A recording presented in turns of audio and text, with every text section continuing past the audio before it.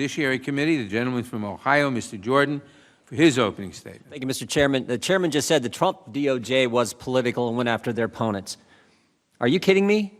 3 weeks ago, the National School Board Association writes President Biden asking him to involve the FBI in local school board matters.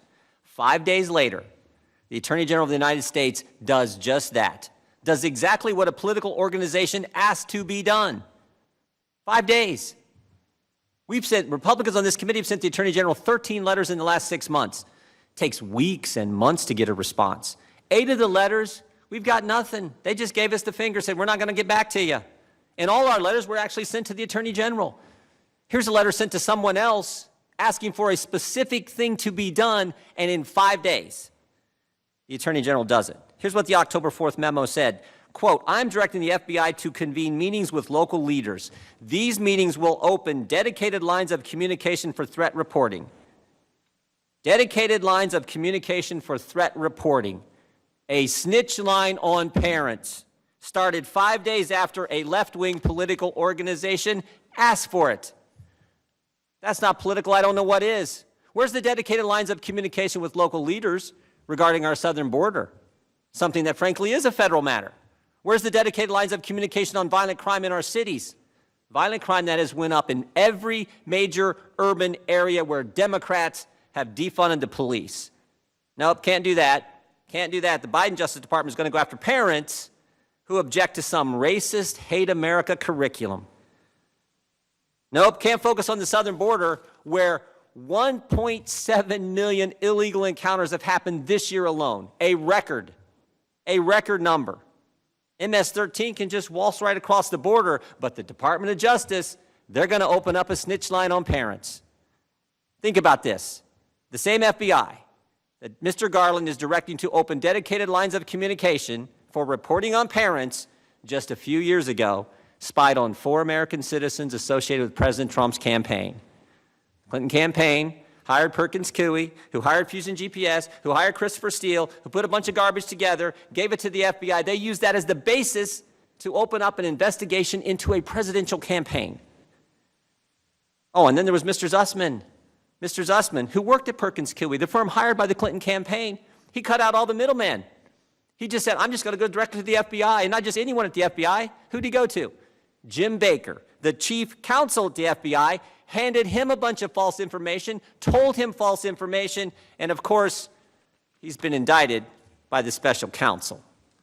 A few weeks ago, the IG at the Department of Justice released a report that found that the FBI made over 200 errors, omissions, and lies in just 29 randomly selected FISA applications.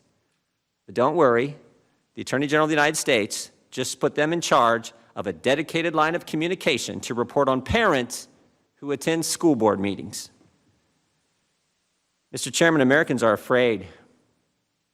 For the first time during my years in public office, first time, I talked to the good folks I get the privilege of representing in the 4th District of Ohio, folks all around the country. They tell me for the first time they fear their government. And frankly, I think it's obvious why. Every single liberty we enjoy under the First Amendment has been assaulted over the last year. Stop and think about it.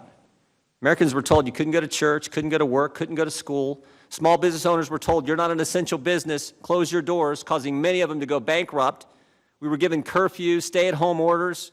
Last fall in Ohio, you had to be in your home at 10. In Pennsylvania, when you were in your home, you had to wear a mask. In Vermont, when you were in your home, you didn't have to wear a mask because you weren't allowed to have friends and family over. And of course, there's always a double standard with these folks. Folks who make the rules never seem to follow them. And now the Biden administration says get a vaccine or lose your job. Even if you've had COVID and have natural immunity, get a vaccine or you will lose your job. Oh, I almost forgot. The Biden administration also wants another dedicated line of communication for reporting. They want a second snitch line.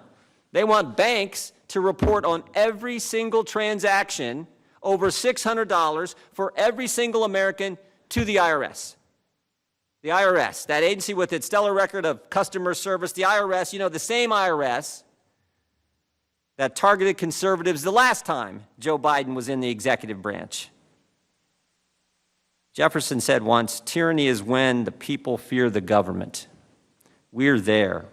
Sadly, we are there. But I don't think the good people of this great country are going to cower and hide. I think your memo, Mr. Attorney General, was the last straw. I think it was the catalyst for a great awakening that is just getting started. Pilots at Southwest Airlines, the Chicago Police Union, parents at school board meetings, Americans are pushing back because Americans value freedom. A few weeks ago, Terry McAuliffe said this: I don't think parents should be telling schools what to teach. When government tells parents we're smarter than you, Americans aren't going to tolerate it. When the Attorney General of the United States sets up a snitch line on parents, Americans aren't going to tolerate it. I think they're going to stand up to this accelerated march to communism that we now see. America's going to fight the good fight. They're going to finish the course. They're going to keep the faith because Americans value freedom.